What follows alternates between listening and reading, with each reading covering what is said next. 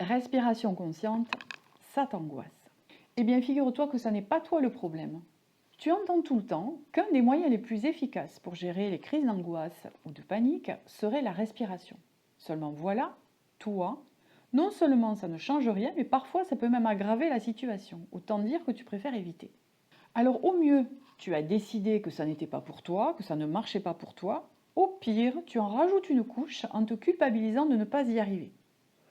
Je suis venue te dire que dans les deux cas, tu fais complètement erreur. Ça n'est pas toi le problème. Ça arrive à plein de gens, y compris des thérapeutes. C'est simplement qu'il y a 2 ou 3 choses à comprendre. Et bien sûr, je suis venue te les expliquer.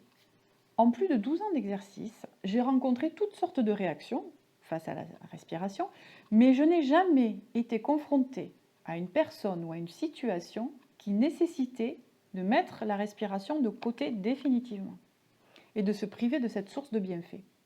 Nous avons toujours trouvé, mes clients et moi, une façon de faire qui leur était agréable et donc bénéfique. Parce que c'est bien ça le sujet. Ce n'est pas à toi de t'adapter à des concepts respiratoires, mais bien à eux de s'adapter à toi. Du coup, quand tu cherches à écouter des vidéos gratuites sur YouTube, ce n'est pas forcément une bonne idée, ça peut être contre-productif parce qu'elles sont formatées et elles ne correspondent pas forcément à ton besoin à toi. Oui, mais alors comment faire ? Pour s'adapter vraiment à ton besoin et identifier au moins une façon de respirer qui puisse apaiser tes angoisses, il serait peut-être nécessaire de te rencontrer au cours d'une séance individuelle. Mais je vais quand même essayer de t'expliquer les grandes lignes que tu pourras expérimenter toi-même, qui vont peut-être même t'aider à choisir les vidéos sur YouTube qui te correspondent vraiment. Et puis si tu vois que ça ne suffit pas, tu sauras toujours à temps de me contacter.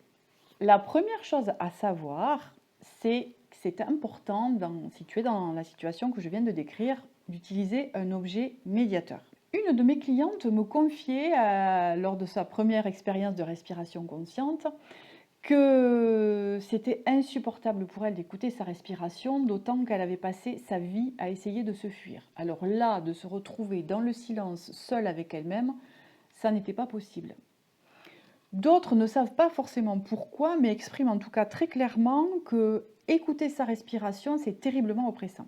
Donc la première clé dans ce cas, c'est de ne surtout pas pratiquer une respiration méditative centrée sur toi, mais plutôt de tenir dans ta main un objet que tu pourras papouiller si besoin, comme par exemple une balle, un galet, un bout de plaid, un coussin, une sorte de doudou quoi. Mais ça peut être aussi un objet sur lequel tu vas souffler, une bougie, une plume, un ballon d'anniversaire ou encore des bulles de savon. Dans les deux cas, tu ne seras plus tout seul avec toi-même. Ton rythme cardiaque et ta respiration ne seront plus au centre de tes préoccupations. Et de surcroît, tu n'auras plus l'obligation de te calmer, tu seras plutôt dans le jeu que dans l'obligation d'atteindre un objectif. Et alors ça détend tout de suite. Rien que ça détend. La deuxième clé, c'est le mouvement. C'est un excellent médiateur, d'autant plus si tu es de nature dynamique ou hyperactive. Donc évite de pratiquer une respiration méditative statique. Tu peux ouvrir et fermer tes mains sur l'objet doudou dont on vient de parler. Tu peux aussi simplement t'étirer et si tu es en train de le faire là en même temps que moi, tu vas voir que ta respiration, elle se met spontanément au service, au rythme de ton étirement sans que tu aies besoin d'y penser et sans que ça te fasse des nœuds au cerveau ou un poids sur le plexus. Quand tu étires tes bras, tu verras que tu as tendance à inspirer et quand tu les relâches, tu as tendance à expirer. Tu peux même moduler l'intensité de ton geste en fonction de ton envie. Un étirement plus ou moins fort, plus ou moins large, en fonction de la place que tu as et de l'envie que tu as. Et si tu n'as pas ton objet doudou sous la main parce que tu n'es pas chez toi par exemple, ou que tu n'as pas pu le transporter, ou encore que pour une raison ou une autre tu dois rester discret, tu peux aussi pratiquer le mouvement comme médiateur de tes exercices de respiration, tout simplement en ouvrant ta main à l'inspire et en la fermant à l'expire, ou encore en dépliant tes doigts, tu commences point fermé, puis tu déplies tes doigts, pouce à l'inspire, index à l'expire, majeur à l'inspire, etc. Je te propose de tester ensemble. On y va. Inspire. Expire. Inspire. Expire. Inspire. Expire. Et tu recommences en respectant ton rythme. Peut-être que déjà tu sens qu'il y a quelque chose qui se passe à l'intérieur de toi et tu vois, tu n'es pas du tout dans ta tête, tu n'es pas du tout dans ton plexus, tu es dans ta main et tu t'amuses à ouvrir et à fermer tes mains. Tu peux t'amuser ça sur les deux mains, tu peux t'amuser avec les orteils. Tu as l'embarras du choix. Troisième clé, te laisser tranquille. Fiche-toi la paix.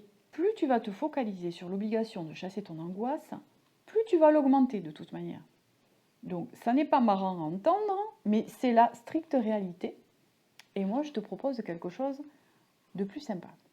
C'est de pratiquer les exercices de respiration, non plus pour te battre avec ton angoisse, mais simplement pour t'occuper le temps qu'elle finisse par passer. Parce que tu le sais aussi bien que moi, elle va finir par passer et même toute seule. Dans les moments les plus terribles de mes propres crises d'angoisse, à l'époque où je ne connaissais pas encore ces astuces que je te partage, je n'ai parfois pas eu d'autre solution que de me blottir sous la couette en attendant que le tsunami passe. Et c'est d'ailleurs cette observation qui m'a ensuite donné du courage à chaque fois qu'il se présentait à nouveau. J'avais vu qu'il ne pouvait rien d'autre sur moi que de me faire passer un sale moment, alors ce n'est pas rien, je te l'accorde, mais c'est quand même déjà beaucoup mieux que de penser qu'il faut absolument faire quelque chose, sinon il va durer toute la vie. Donc la quatrième clé, tout naturellement, eh bien, c'est de te coucouner. Et ça, c'est plutôt sympa. Du coup, l'objectif se transforme. Il n'est plus d'éradiquer la crise, il est tout simplement de te coucouner le temps qu'elle passe. De passer un moment le plus agréable possible. Un peu comme si tu avais une copine peau de colle qui passait à l'improviste avant son rendez-vous chez le dentiste et que tu savais que tu n'avais qu'à attendre l'heure du rendez-vous le plus agréablement possible. Alors ça paraît subtil comme différence, mais ça change absolument tout. Parce que du coup, tu ne te lances plus dans un combat épuisant, tu te cocoones. Or, l'angoisse, elle n'aime pas ça du tout quand tu te cocoones. Elle préfère quand tu te bats avec elle. Ce qui est confortable pour elle ne l'est pas pour toi, et inversement. Une fois que tu as compris ça, ça va aller beaucoup mieux. La cinquième clé, c'est de reprendre la main. C'est déjà ce que tu fais sans t'en rendre compte avec les 4 clés que tu viens d'aborder. Et là, c'est le coup de grâce pour l'angoisse qui adore que tu te sentes impuissant et que tu aies l'impression de ne faire que subir. Plus tu vas te cocooner grâce à ces astuces, moins tu vas redouter les crises, moins elles seront fortes, plus elles seront espacées, jusqu'à devenir un épiphénomène. Alors si en plus tu n'attends plus d'être terrassé par une crise pour prendre soin de ton souffle, mais au contraire que tu t'amuses à saupoudrer de quelques respirations les premiers signes d'inconfort qui la précèdent généralement, alors plus jamais tu ne diras « respirer, ça m'angoisse ». En tout cas, c'est tout ce que je te souhaite. Et si tu as envie d'aller plus loin, contacte-moi. À bientôt.